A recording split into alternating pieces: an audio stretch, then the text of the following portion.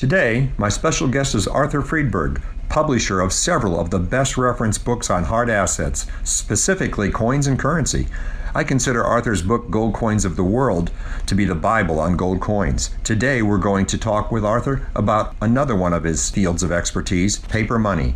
His book, Paper Money of the United States, is again one of the best known and most complete reference works in existence. Here now, our recent conversation with Arthur Friedberg. Welcome to today's Hard Assets podcast. Our guest, Arthur Friedberg. Arthur is publisher of some of the best known and most respected reference books in the worlds of coins and currency. And today we're going to be talking to Arthur, as Bill just mentioned, about one of his reference books, Paper Money of the United States. Welcome to our program today, Arthur. Hi, Lou. Thanks. It's good to be here. Let's begin by talking about your book. It came about in 1953 by my late father, who realized that there was not a guide available for United States paper money. And one of the reasons there was no guide available is until that time, it was illegal to print images of paper money. You would go to jail for it. It was against the counterfeiting laws. Somehow he got permission from the Secretary of the Treasury to publish a book allowing him to put pictures of all currency in black and white in a book describing the notes under the condition that the notes be less than 3/4 or more than 1.5 times the actual size. And he started doing that. That first edition was in 1953. This year we're in edition number 21. And we've expanded the book greatly. It includes now all large size currency, which is the currency that we used from 1861 until 1928. The current size currency, which we've used from 1928 until now. Fractional currency, colonial currency, continental currency, Confederate currency, notes from the War of 1812 that were not legal tender anymore. And also some Civil War emergency currencies, like encased postage stamps and postage envelopes, for instance, all of which were used to help finance the war. Now, most of these currencies, you mentioned one that was not any longer legal tender, but most of it is still legal tender. Is that correct? Every piece of United States currency printed and released since 1861 is still legal tender today. In other words, you can take a demand note from 1861, which was the first note made for the United States as a federal government, and even though it's worth thousands of dollars, a merchant would legally be required to accept that for the face value in trade.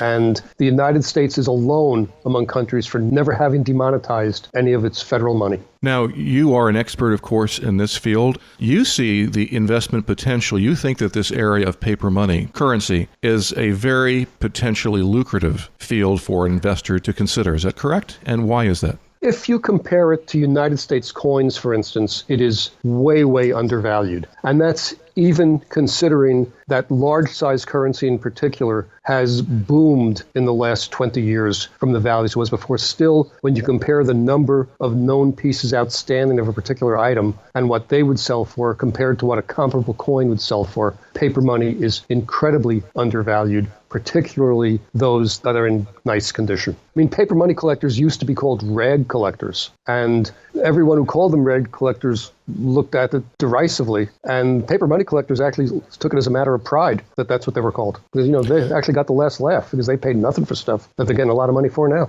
What are a few interesting facts that people who are considering paper currency collecting might not know that would be interesting to our listeners? One thing that most non-collectors don't know is they think that United States currency has been the same forever. And that's just as far from the truth as possible. We have had women on our notes before. We have had people whom we commemorated, even though if not officially commemorating them, on notes before. We haven't only had dead presidents on our notes. We haven't always had the same backs. That all goes to 1928 when the current small size currency started. Before that, there was a wide range of currency with many attractive designs, attractive themes, and now attractive prices for people. It's quite popular, and there's a wide range of ways you can collect. Today, all we have is Federal Reserve notes. Before then, we had silver certificates, meaning you could take the note to a bank and get the face value in silver for it. and that was in existence until the end of June 1968. You had treasury notes, you had gold certificates. The same thing would apply for gold. As for silver, you would get the face value of the note in gold. And you had national banknotes. Most people don't know, but one of the great collections of Florida national banknotes actually is owned by Bill Youngerman, who has done an incredible job of what I think is probably the most complete collection of Florida national banknotes.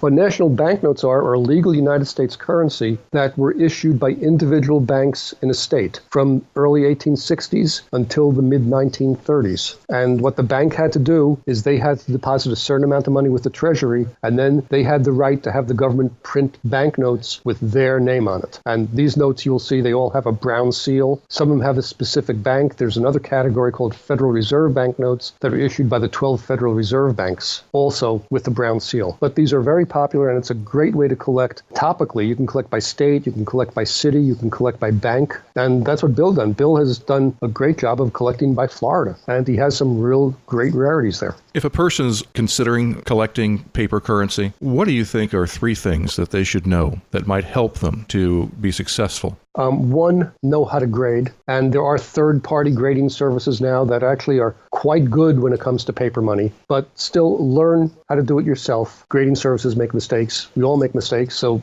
cover yourself and learn for yourself. Number 2, check the pricing history of a note. That's easy to do with books. And number 3, again, don't just jump into something, but collect in an organized manner in a field and in a scheme that is interesting to you. You were sharing before we actually started the podcast a few of the significant investment returns on some banknotes. Would you share 1 or 2 of those with our audience?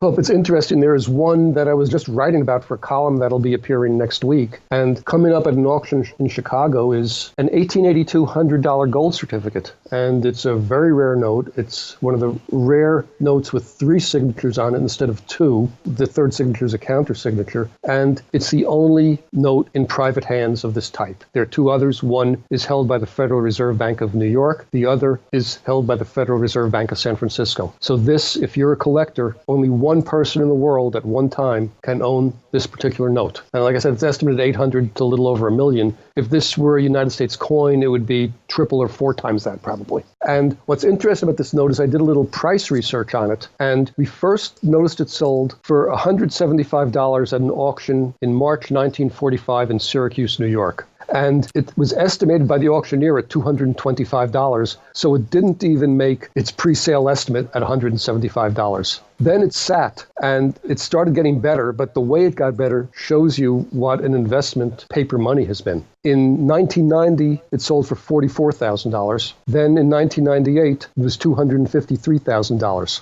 No one saw it from 1998 to 2014, and then it was over 800,000. So who knows what it's going to be now, but I'm sure it'll be somewhere between 800 and 1 million, or maybe a little over 1 million. We'll see. But it shows you how good some of these notes can be. And the reason it was so low for so long is people just didn't take paper money seriously. Fascinating story. Is there another story or something else you'd like to tell our listeners? I do have a warning. Yeah, there's a nice warning. Everyone, with the most popular question we sometimes get is people call with the Bank of the United States $1,000 note. How much is it worth? And we say the serial number is 8894, isn't it? And they think we have X-ray vision through the telephone. And we don't. But serial number 8894, back in the 1950s, was the serial number used by something that was called the Longines Symphonette Society. I don't know if anyone remembers them or not. And they used replicas of this Bank of the United States $1,000 note as a giveaway in one of their packages. And so everyone has it, and it's worth absolutely nothing. You can tell because the paper is usually crisp. But it's the most common question we used to get, and it's so common that even the government has it on its own website. So people would think that that's highly valuable, but in reality it's worth nothing. Yeah. How can you distinguish between what's real, what's counterfeit? You said these grading societies, learning yourself. Learning yourself. Can you learn enough to protect yourself?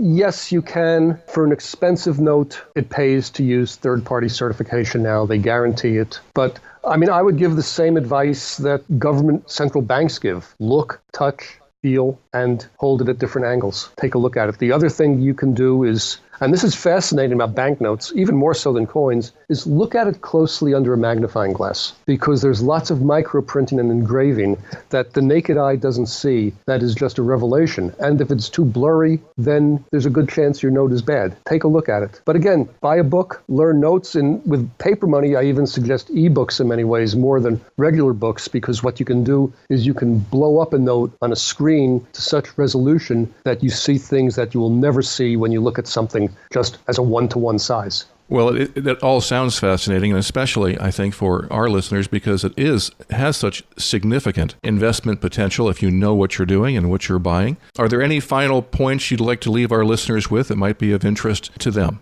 Educate yourselves, buy your books, subscribe to magazines, newspapers, and learn your dealers. And eBay is not the answer to everything. Is there a lot of fraudulent activity in this field? A lot, no, but the same rule applies that applies to any other aspect of life. If it's too good to be true, it usually is. Arthur, any other final stories or things that you think would be interesting or humorous or just fascinating to people who are listening about paper currency? Well, I think that we all ought to watch out for what happens with the change in our currency with the current Harriet Tubman controversy. We don't know what's going to happen in the near term. In the long term, I'm pretty sure that we're going to see a change in our currency, if for no other reason that the counterfeiting with laser printing and color copiers is getting so good now that more anti-counterfeiting devices are needed. I don't think the United States is ever going to go to polymer or plastic like some other countries are, because the Bureau of Engraving and Printing maintains that the cotton-linen combination we use is just as good. But paper money design always is about staying one step ahead of the counterfeiters. It started that way back in the 17th century and earlier, and it remains so today. I mean, it's one thing some people don't know is that the reason we have greenbacks, we call our money greenbacks, is that back in the 1860s, green was a more difficult color to counterfeit because there was a special patented green ink that was impossible to duplicate. And the government bought that from a private company, and it was used on all of the first United States banknotes. Not everyone will know about the Harriet Tubman controversy, so give us just a little bit of background about that. Well, back during the last days of the Obama administration, the Secretary of the Treasury, who has the right to design United States paper money, decided that it was time for a change in the currency. And so he proposed that Andrew Jackson be moved to the back of the $20 note and Harriet Tubman be placed on the front. And he also proposed changes in the $5 note and the $10 note with Hamilton, and bringing the civil rights movement more into it.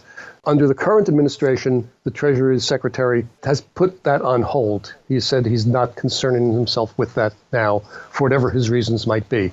What's interesting about United States paper money as opposed to coins is that the right of coinage and the design of coinage is specified to Congress in the Constitution.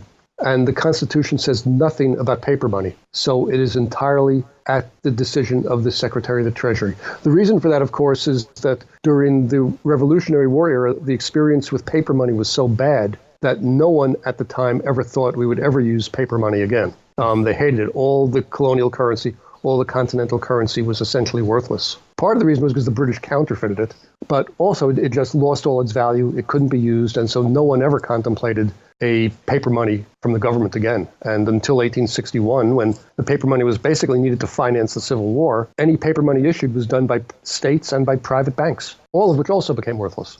Well, thank you, Arthur, for your time and your insights. And of course, we truly appreciate all the work that you've put into creating that excellent reference book, Paper Money of the United States. And I highly recommend, if you're interested in paper currency, which is a fascinating field and one of the most lucrative investment fields, according to many experts, including Arthur and Bill Youngerman himself, then you pick up a copy of Arthur and Ira Friedberg's classic work, Paper Money of the United States, classic in this field. Certainly many experts refer to it on a regular basis. It is considered one of the best books available. In addition, I also recommend that you pick up a free subscription to Bill Youngerman's Hard Assets e-newsletter. The e-newsletter has information, has a feature, usually has a podcast of some sort on a specific topic or issue of relevance to hard assets. And it comes also with a precious metals trends graph and commentary from Bill. And it also has examples of hard assets that have appreciated over the years, very interesting stories, everything from paper money and currencies to rare coins that we've been talking about today. precious metals themselves, and just a lot more in that e-newsletter. Fascinating e-newsletter, and it's free. And the way you can obtain yours is simply by going to the WilliamYungerman.com website. And on the website, as you click, you'll see a subscription pop up for the e-newsletter. Simply fill it in and you'll be on the list and you'll receive one. You can subscribe at any time. It's a wonderful newsletter and very informative, and I think you'll find it interesting. Well, thank you for listening to our podcast today. Part of our goal at William Youngerman to help you become a wise and successful hard asset investor.